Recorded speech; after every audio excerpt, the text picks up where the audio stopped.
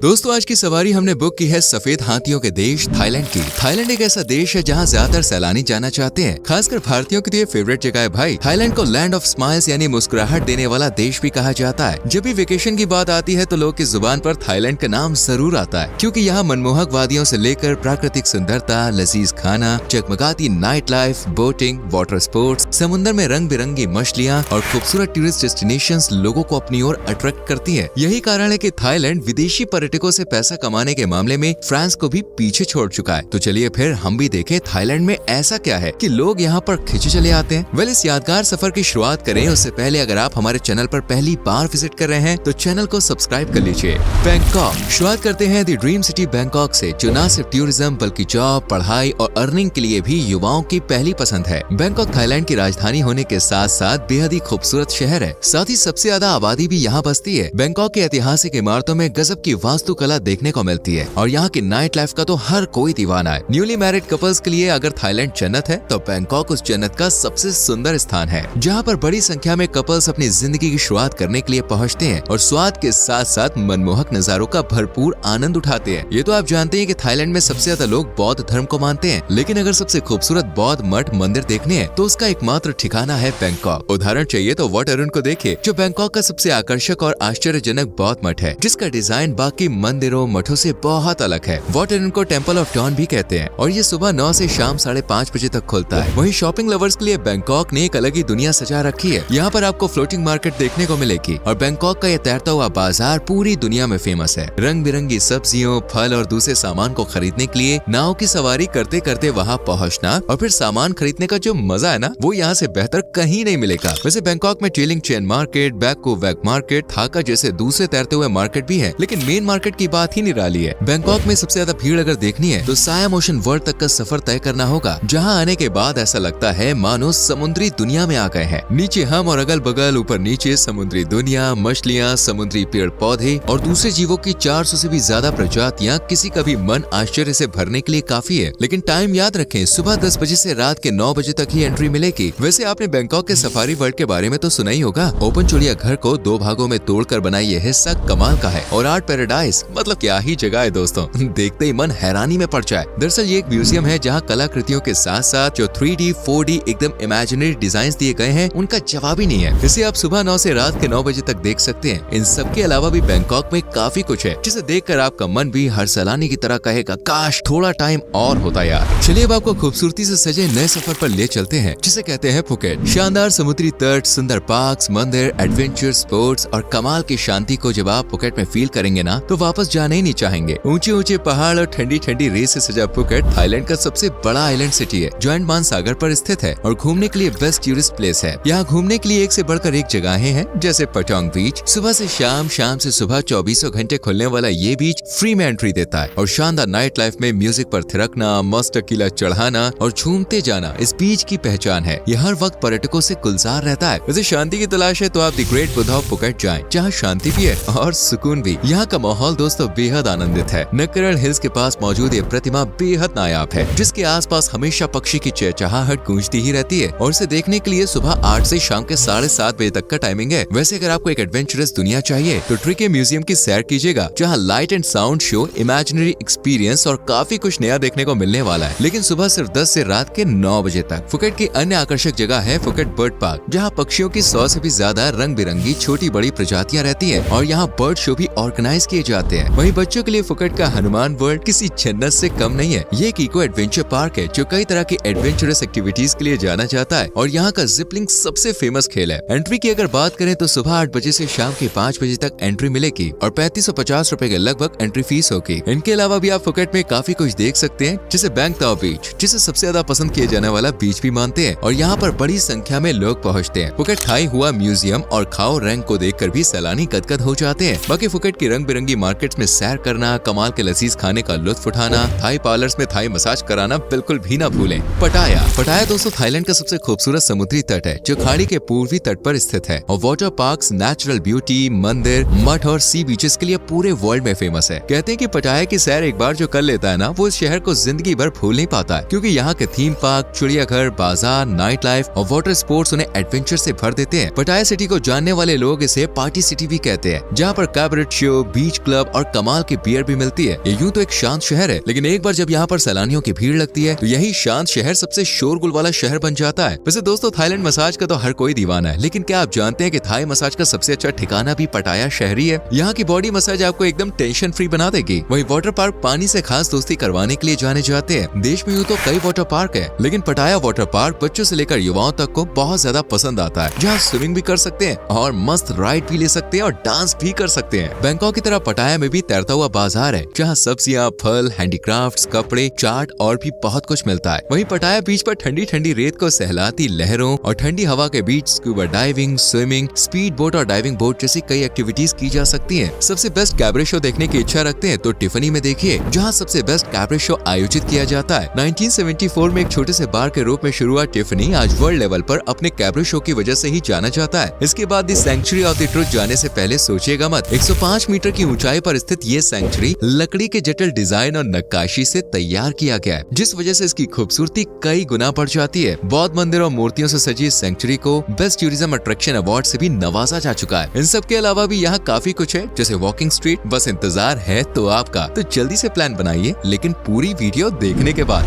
क्राबी Thailand की चौथी सबसे आकर्षक और ज्यादा घूमी जाने वाली जगह है दोस्तों क्राबी, जिसे टूरिज्म का हब भी कहा जा सकता है। कहते हैं कि सूर्यास्त एक नई सुबह लेकर आता है, लेकिन क्राबी में कहा जाता है कि यह सूर्यास्त एक नई नाइट लाइफ लेकर आता है। क्राबी कमाल के बीच, बार, क्लब, रेस्टोरेंट, गुफा, चट्टानों और सेंचुरी से भरा हुआ है। यहाँ वाटर स्पोर्ट्स में swimming, surfing, skiing, jet skiing, snorkelling, diving के अलावा रॉक क्लाइंबिंग, लगून की सैर और चूना पत्थर की चट्टानों का दीदार जैसी कई चीजें की जा सकती हैं। क्राबी की सबसे आकर्षक जगह है कोह होंग, जो गहरे नीले पानी, सफेद रेत, शांत वातावरण और दुर्लभ कोरल रीफ से लैस है। वहीं कोह पोदा एक छोटा सा द्वीप है जो हरियाली से सराबोर है, और यहाँ का नीला पानी तो देखते ही बनता है, क्योंकि ये क्रिस्टल की तरह साफ और चमकीला है। ऊपर से जब सूरज की किरणें पानी में गिरती है ना, तो इसकी खूबसूरती देखते ही बनती है। यहाँ पर आप कायाकिंग और कैनोइंग का भी लुत्फ उठा सकते हैं। क्राबी का बाग गुफा मंदिर भी सैलानियों को अपनी ओर खींचने के लिए जाना जाता है। 1237 सीढ़ियां चढ़कर जब आप मंदिर तक पहुँचेंगे तो आपको एक अलग ही सुकून मिलेगा। ऊंचाई से पूरे शहर का दीदार और शांति को महसूस करके भगवान बुद्ध की शानदार सी मूर्ति को निहारना लाइफ का सबसे बेस्ट एक्सपीरियंस होने वाला है। इसके बाद है द एमरल्ड पूल, जो एक लगून है और इसे अजूबों से भरा कुंड भी कहा जाता है। इसके बाद आप जा सकते हैं चुप आइलैंड, जो सुखद वातावरण और शांति से भरपूर है और एंट्री की कोई फीस भी नहीं है। जंगलों में घूमना है तो आओ लोग मैंग्रोव जरूर चाहिए, जहाँ पेड़ और झाड़ियाँ जैसे ही गले मिलते हैं तो एक छतरी बनाते हैं, जो सैलानियों को धूप से बचाती है और ठंड का अनूठा एहसास करवाती है। क्राबी छोटे बड़े कई आइलैंड्स का घर है और यही आइलैंड क्राबी की खूबसूरती बढ़ाते हैं और साल भर यहाँ सैलानियों को बुलाते हैं। चलिए अब क्राबी की लास्ट बट नॉट लीस्ट जगह पर घूमते हैं, जिसे कहते हैं क्राबी हाथी अभ्यारण्य, जहाँ हाथियों की गरज, मौज मस्ती पूरे दिन सुनी जा सकती है। ये क्राबी की सबसे मनमोहक जगह है, जो प्रकृति के बेहद करीब है। असल में यहाँ पर बचाए गए घायल और जो आवारा हाथी होते हैं उन्हें रखा जाता है। सेंचुरी सुबह 9 से शाम 12 बजे तक खुलती है, तो इसी टाइम के बीच में जाइए। फिलहाल हम चलते हैं अपनी अगली डेस्टिनेशन की तरफ, फिफी आइलैंड। जी हाँ दोस्तों, अब हम बात करने वाले हैं फिफी आइलैंड की। इसके दो सबसे बड़े द्वीपों को फिफी जॉन और फिफी ले कहा जाता है। ये आइलैंड क्राबी से करीब 40 किलोमीटर की दूरी पर स्थित है और कई छोटे बड़े द्वीपों का घर है, जहाँ बड़ी बड़ी लहरें उठती है। इसके साथ ही सफेद भूरी रेत चमकती है और शानदार होटल्स का तो ये ठिकाना है जनाब। फिफी आइलैंड सैलानियों के लिए एक परफेक्ट टूरिस्ट डेस्टिनेशन है, जहाँ पर हर साल बड़ी संख्या में सैलानी घूमने के लिए पहुँचते हैं और अपनी छुट्टियों का मजा लेते हैं। यहाँ पर कई सेंटर ऑफ अट्रैक्शंस हैं, जैसे जेम्स बॉन्ड आइलैंड, जिसे the man with the golden gun film में दिखाया गया है। ये यहाँ की सबसे ज्यादा पसंद की जाने वाली जगह है, जिसे मिस करने पर आप काफी कुछ मिस कर सकते हैं। इसके अलावा माया खाड़ी, जो पूरी दुनिया में फेमस है, फिफी आइलैंड उसका भी घर है। साथ ही यहाँ पर कमाल के बीचेस हैं। फिफी डॉन को ज्यादा बेस्ट माना जाता है, जहाँ स्नॉर्कलिंग करने के अलावा मजा आता है। इसलिए जब क्रूज कैप्टन समुद्र के बीचों बीच आपको स्नॉर्कलिंग का ऑफर देते हैं तो गलती से भी मिस मत कीजिएगा, क्योंकि ये आपकी लाइफ का सबसे बेस्ट मोमेंट होगा। पानी के बीचों बीच नाव में बैठी ऊंची ऊंची चट्टानों पर बिखरी हरियाली देखकर यार ऐसा लगता है मानो हम किसी दूसरी दुनिया में आ गए हैं। वहीं नीचे पानी में चारों तरफ मोटर बोट्स नजर आती हैं। रंग बिरंगी मोटर बोट्स की सवारी भी आप कर सकते हैं और ये पानी में रहकर आइलैंड को निहारने का अनोखा अंदाज है। इसलिए मोटर बोट की सवारी करना बिल्कुल ना भूलें। फिफी आइलैंड इतना ज्यादा खूबसूरत है कि दिन भर घूमने के बाद भी मन नहीं भरता। आपके साथ भी हो सकता है, लेकिन थोड़ा सा कष्ट करके बीच पर ऑर्गेनाइज होने वाली नाइट पार्टी को जरूर ज्वाइन कीजिएगा। यहाँ की नाइट लाइफ सबसे ज्यादा शानदार होती है, स्पेशली अगर आप पार्टनर के साथ हैं तो फिर मजा कई गुना तक बढ़ जाता है। वहीं फैमिली के साथ भी इस पार्टी को एंजॉय किया जा सकता है। वीकेंड पर यहाँ के ज्यादातर समुद्री तट आपको खचाखच भरे हुए नजर आएंगे। तो कैसी लगी आपको थाईलैंड की ये 5 बेस्ट जगहें? उम्मीद है जगह और वीडियो दोनों पसंद आई होगी। तो वीडियो को लाइक और शेयर जरूर करें और संग में चैनल को सब्सक्राइब करके बेल आइकॉन प्रेस कर लें, जिससे आने वाली वीडियोस आपसे मिस ना हो। मिलते हैं आपसे अगली वीडियो वीडियो में। Till then bye bye, take care.